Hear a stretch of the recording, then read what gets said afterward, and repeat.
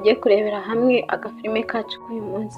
Dutangiranye n'umugeni wari ufite umwana amukubita mu mazi, ako kanya hahita haza marayika ahita agunda igiti kugira ngo abashe kuba yatabara wa mwana. Ako kanya igiti cyahise kigwa mu mazi kuko wa mwana ahita yikubita hejuru ya cya giti ntiyabasha guhita arohama ako kanya. Umugeni ahita asigara yivugisha ati n'ubundi wa cyana we wari umbangamiye cyane, wari ugiye kuzatuma umugabo wanjye tugiye gusezerana akwandikaho imitungo nk'uko yahoze abivuga, maze bikazangora cyane kuba nazabona imitungo muhahano nk'uko yari yabivuze ko tuzasezerana muhahano bingoye. Ako kanya imodoka yari ari mu nzira igenda kugira ngo umugabo ajye gukora ubukwe na wa mugeni, marayika ahita amutangira n'imbaraga nyinshi cyane. Ako kanya umugabo yarikanze ahita asohoka mu modoka yihuta cyane kugira ngo arebe umuntu agonze niba abashije kuba amahoro. Ahageze